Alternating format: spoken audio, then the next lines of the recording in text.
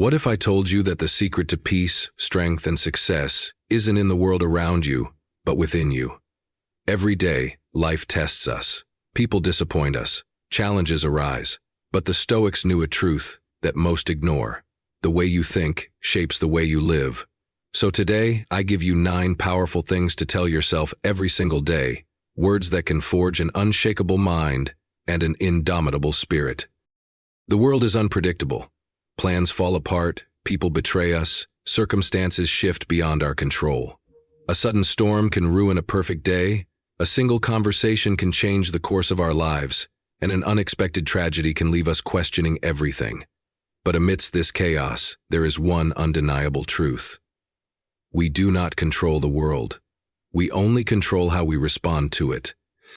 This is the foundation of Stoic wisdom, understanding that external events are beyond our grasp, but our thoughts, actions, and choices remain ours alone. Too often, people waste their energy resisting reality, getting frustrated at things that cannot be changed. They rage against traffic, despair over lost opportunities, or resent others for their words and actions. But does any of this change the situation? Does anger stop the rain from falling? Does resentment undo the past? No. It only drains us, leaving us weaker, bitter, and enslaved to things beyond our power. The moment we accept that the world will move as it will, without concern for our desires, we take back our strength. We shift our focus inward, where our true power lies. This does not mean we become passive or indifferent. It means we channel our energy where it matters. Our own mind, our own reactions, our own perspective.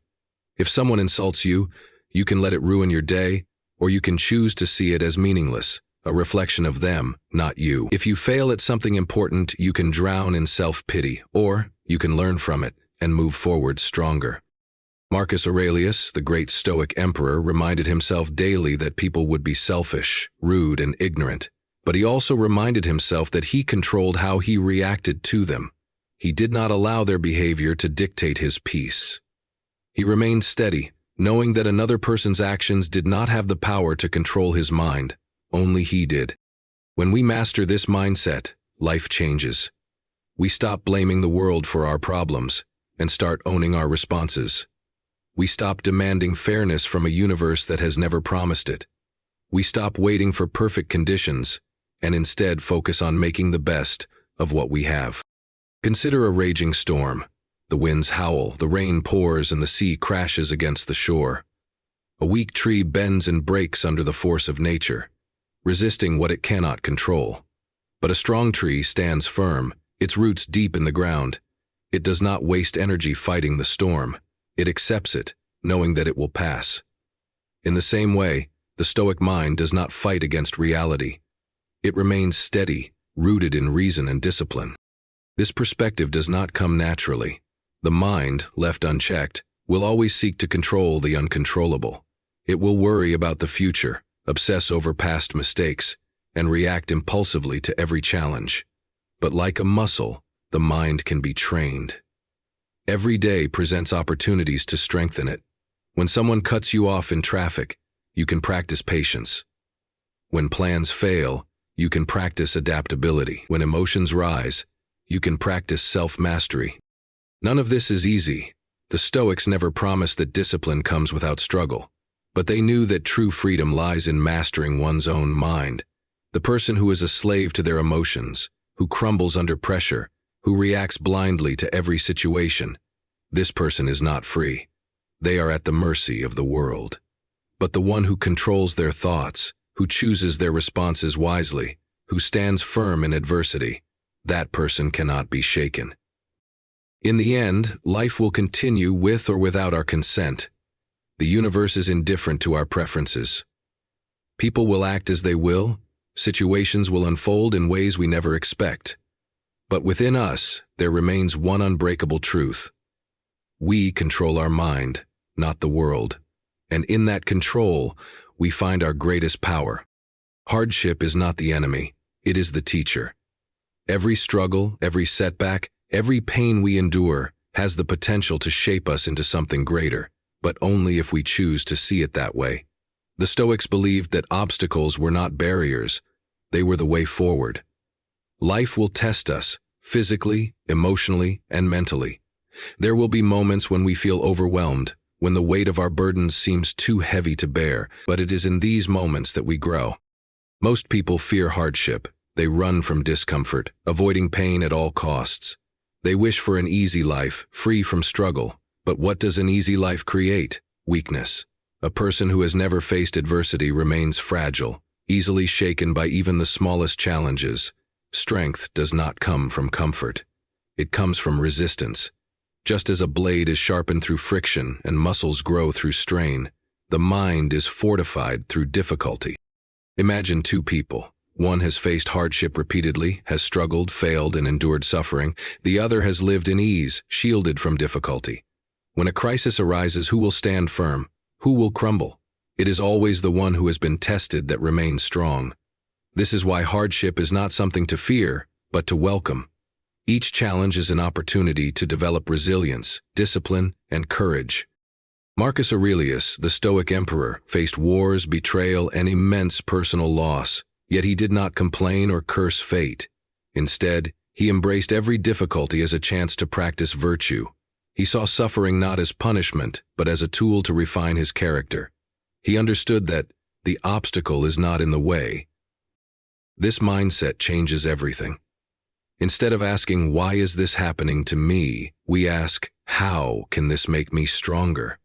Instead of resenting pain, we see it as fuel for growth.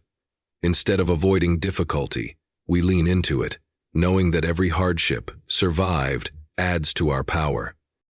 Life will not get easier, the storms will come, but we have a choice. We can break under the pressure, or we can use it to forge an unshakable mind. The strongest version of ourselves is not found in comfort. It is built in the fire of adversity. Nothing in this world truly belongs to us, not our possessions, not our status, not even the time we believe we have. We enter life with nothing and leave with nothing, yet we spend our days clinging to what was never ours to keep. The Stoics understood this deeply. They reminded themselves that everything, wealth, health, relationships, even life itself, is borrowed, temporary, and fragile. The moment we grasp this truth, we begin to live with greater purpose and less attachment. People cling to material things, believing that ownership brings security. They collect riches, build reputations, and surround themselves with comforts, convinced that these will grant them control. But how much of it is truly within their power? A fortune can disappear overnight, a house can burn down, a title can be stripped away in an instant. Those who define themselves by what they own live in constant fear of losing it. This is not freedom, it is a prison built by attachment. Even our relationships are not possessions. We do not own the people we love, nor can we control how long they remain in our lives. Many suffer because they believe that love should guarantee permanence, but everything is fleeting. A friend may leave, a loved one may pass, a bond may weaken over time. The Stoics did not view this as tragedy, but as a reminder to cherish the present moment. When we accept that nothing is ours forever, we stop taking it for granted. We appreciate what we have while it is here, rather than mourning its loss when it is gone. But the greatest illusion of ownership is time. We speak as if it belongs to us, saying, "I have time," or "I will do it later." Yet time is never truly ours. Every second that passes is gone, forever. We do not know how many moments remain, yet we waste them as if we have an unlimited supply.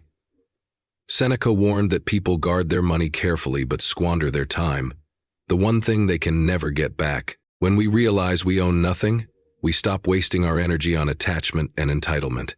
Instead, we focus on living fully in the present, using each moment wisely. We appreciate rather than possess.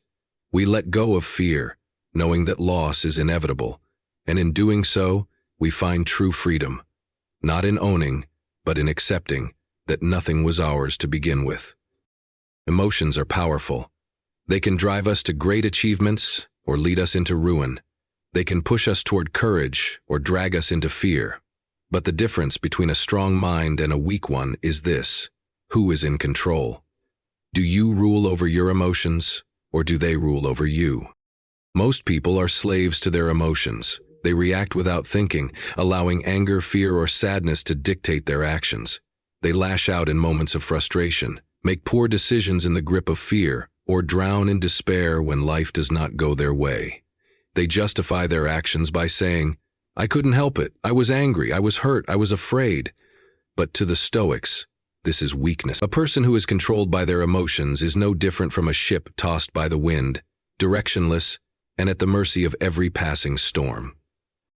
The Stoics did not deny emotions, they accepted them.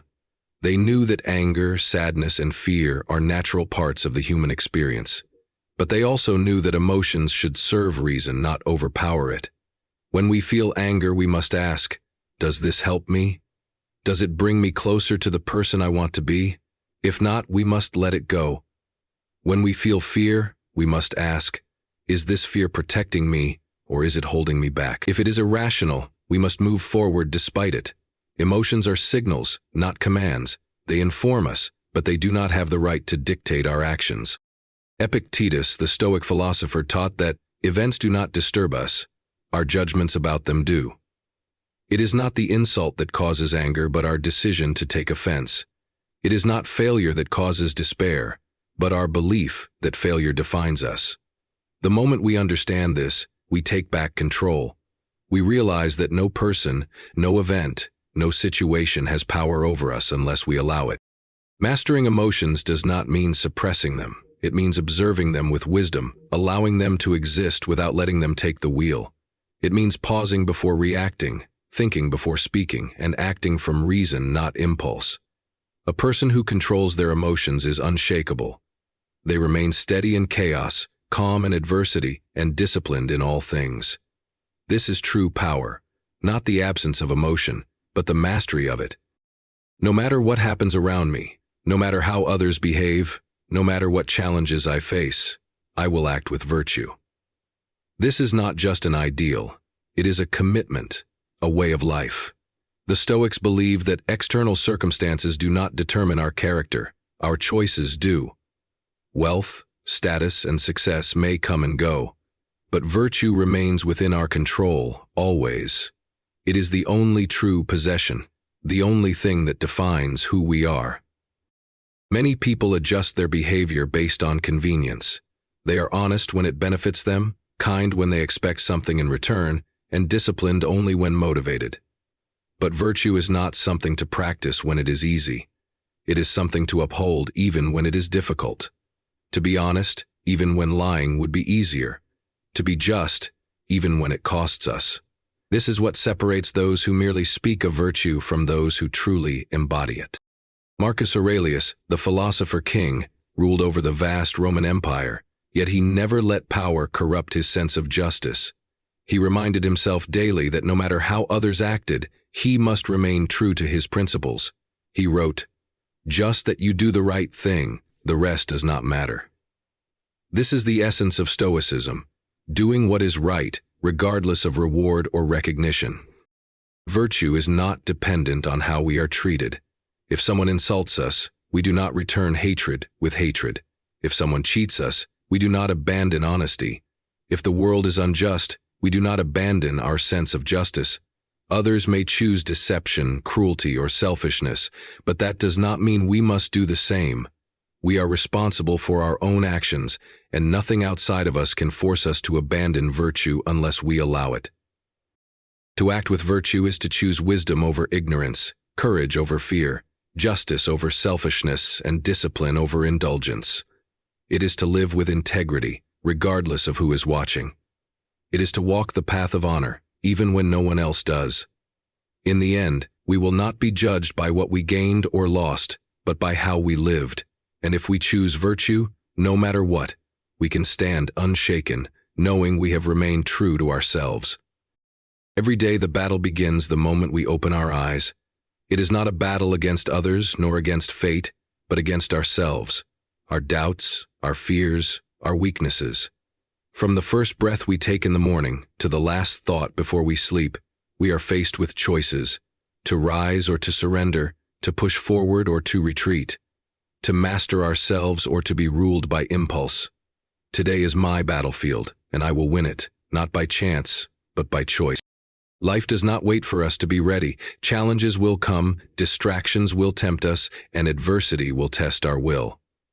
There will be moments of frustration, moments when fatigue whispers, rest a little longer, moments when fear says, stay where it's safe, moments when anger urges, strike back. But the battle is won in these very moments, when we choose discipline over comfort, reason over emotion, and action over hesitation. The Stoics understood that every day is an opportunity to practice strength. Marcus Aurelius reminded himself that he would meet people who were selfish, rude, and ignorant, but that was not an excuse for him to be the same. He saw each interaction as a test of his character, each hardship as a chance to sharpen his resilience. Life does not break us, it reveals us, and the way we fight our daily battles determines the person we become. Some battles will be small, a difficult conversation, an unexpected setback, a test of patience. Others will feel overwhelming, loss, failure, uncertainty. But no matter the size of the battle, the approach remains the same. We face it with courage, we endure it with discipline, and we refuse to let it defeat us. The mind is our strongest weapon, and self-mastery is our greatest defense. Winning the day does not mean perfection. It means refusing to surrender to excuses. It means doing what must be done even when we do not feel like it. It means controlling what we can and accepting what we cannot. At the end of the day, victory is not measured by comfort or ease, but by the battles we chose to fight and by the fact that, no matter what, we kept moving forward.